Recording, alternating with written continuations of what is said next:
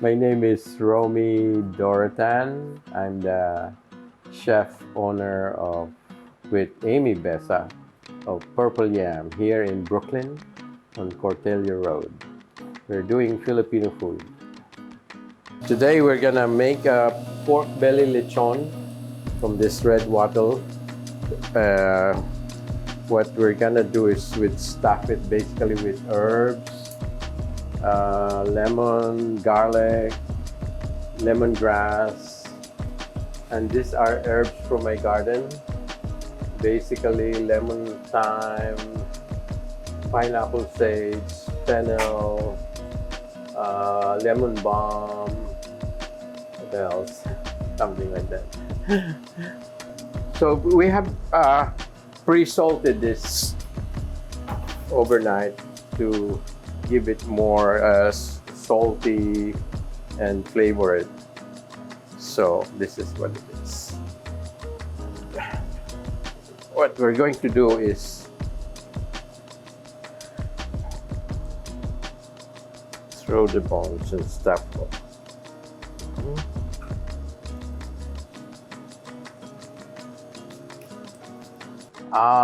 Most of the Filipino restaurant scene were mostly around Filipino community, like in Queens and Jersey City in the East Coast.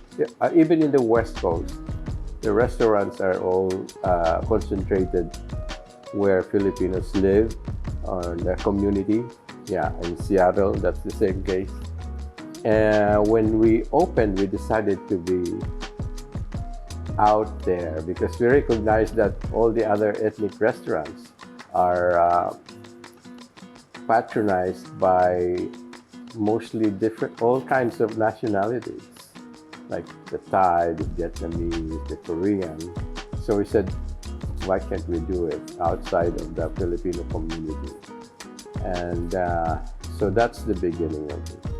What do you Lechon is in the Philippines is basically a whole roasted pig, and you do it on like a rotisserie thing, but outdoors, and then on a cone.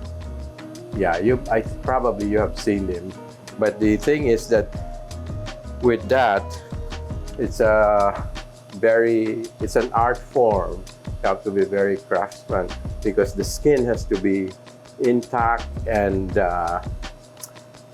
really crispy, but it's not what's that? There's no bubbles in there, so it's the temperature of the coal that makes and rotating it. In our case, because of this, as you will see, we will just cook this in a convection oven, and the result will be it's crispy, but there are bubbles in the skin. But the world famous lechon in the Philippines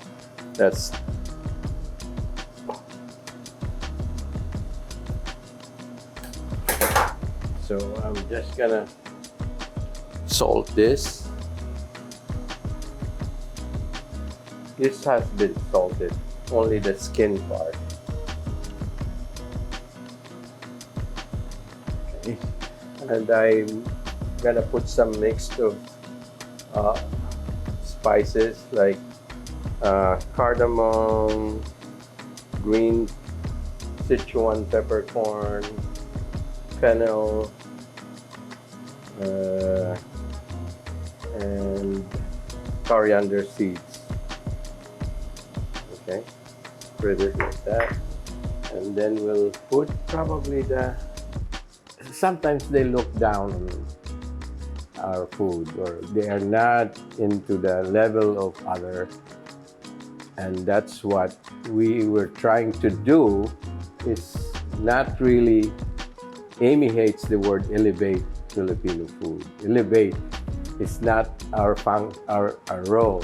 It's he hated that. She hated that because she says that we chefs should be the one to elevate to that cuisine.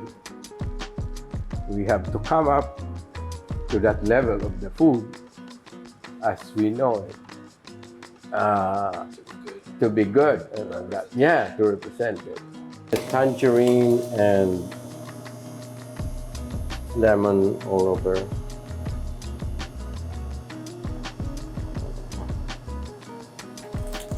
Slices.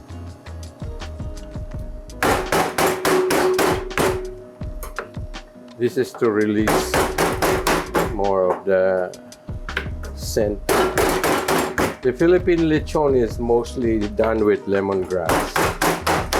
The stuffing of the cavity of the stomach of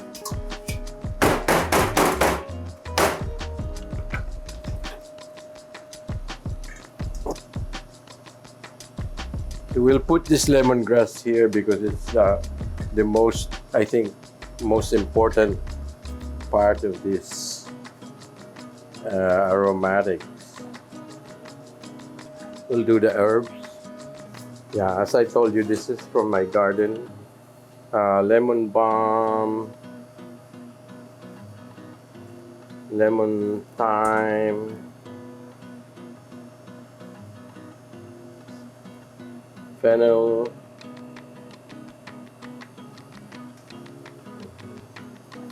some this pineapple sage.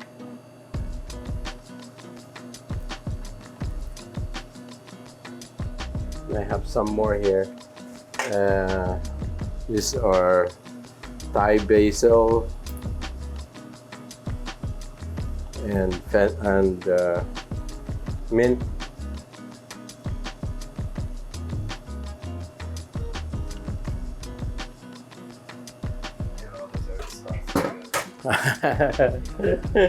There's a lot of herbs. Yeah, it's like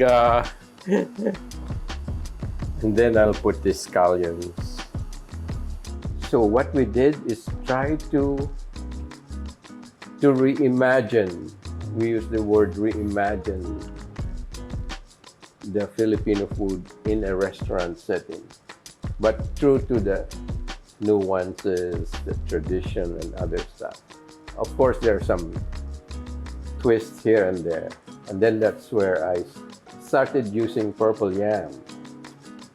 Way before, way before ube gets very trendy now. Yeah, so we have been using as a wrapper for lumpia. We make pandesal with ube. We make ube ice cream. Yeah, ube ice cream was one of the best sellers that we have. And we were using real ube as opposed to now a lot of people are using food coloring, ube extract. So we are not doing that. Is it traditional to use these exact herbs? No. These are mostly, they use lemongrass and then the pandan leaves or what else? Tamarind leaves. That's what they have over there. But the main, I think, lemongrass is the most commonly used. Thinner here, so I'm gonna just stuff this more here because this is the thinner side of the. I'm gonna. I forgot the garlic.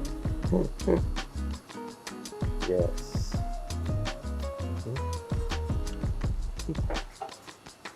Yeah. Oh, yeah. Garlic is very important to the. So this is my take, but it's everybody has kind of their own way of making this. And I found the pork belly is much better making lechon wise because the skin stays crisp as opposed to we used to make suckling pig also, but you have to really eat them fast. So I'm gonna try to stuff them on that side more so that it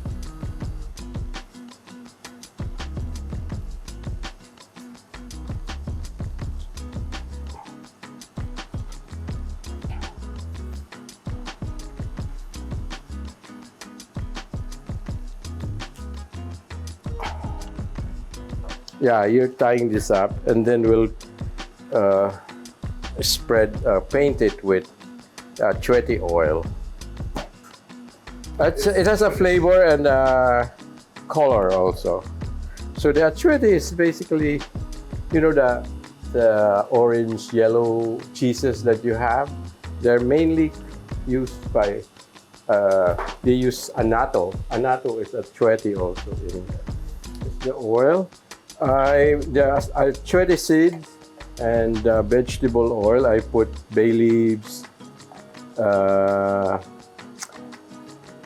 cardamom, cloves, and garlic, different spices like coriander seeds. No, we cook it at 400 degrees so that the skin becomes crisp, and then we lower it once it's crisp, so that because the stuffing and inside takes a while to get the 165. Patrick, come here. We'll put this here. There you go. Turn it. Skin on. Yeah. There it is. The main characteristic that distinguishes the Philippine cuisine over other Asian food is sourness. That's the most distinctive part of our cuisine. We use a lot of different kinds of vinegar, from sugarcane, from coconut sap, to different kinds of fruits, palm trees, coconut, yeah. So we use them. And then a lot of citrus, from calamansi juice to different sour. And then we have tamarind, and we have other related to star fruit, or different leaves that are sour. So that's what the basic characteristic of our food. Yeah, this is the chweti or annatto oil that we make with annatto seeds, or a chweti, or we have turmeric and lemongrass, but the lemongrass is primarily used for the lechon, not for regular cooking in Filipino food. Yeah, ours is more sour. It's about sourness. Vinegar, citrus, unripe fruits. That's what we have. Tamarind. That's what we use. That's the that's the quintessential characteristic of Philippine food. Okay, so that's what it looks like. And then we can put it in. And then we can go upstairs and see what the cooked one looks like. The Spanish influence comes with sofrito, the garlic, onion, tomato, and then that's how you bake the foundation of a lot of the food. But as our cookbook says, to look at our cuisine, you have to consider, like, there's food that we consider our own, and there's food that we borrowed and became our own.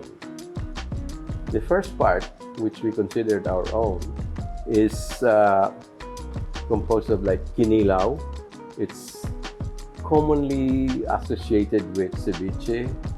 It's raw, mainly fish, sprinkled with calamansi juice or vinegar. Very fresh, has to be very fresh. And that's kinilaw. There's adobo, which is cooked basically in vinegar. And there's sinigang, another sour. It's basically a soupy dish, which is also used with pork and seafood or fish, but they usually use tamarind in that, and sour. In our case here, we use rhubarb for sinigang to sour our sinigang. So that's those three we considered our own. They were indigenous to the Philippines before all the other influences came. And then there are things that we borrowed that became our own. Lumpia or your egg roll, the pancit, the noodles, basically have been changed already. But the essence of those like egg roll are still there, but the components are different already. So it became our own. So that's how to view our food. The influences. It's not just to say that there's Spanish influence or Chinese influence, American influence. Unique as our, like our languages, for example, unique to the culture of the Philippines is that we have been able to retain all the languages, but in it, there are a lot of Spanish words incorporated in it. But we didn't lose our languages. We retained them, and we borrowed words, put into it. Some English words, but a lot of Spanish, like mesa, chairs, and silla. But the fact is that unlike other countries that were colonized by Spain, the main language that they have now are Spanish or Spanish-based, and they lost a lot of their languages.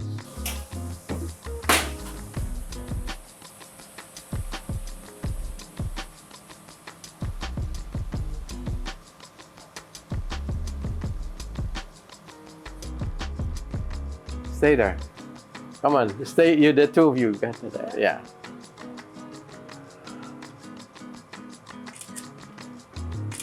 Yeah. Okay. Yeah.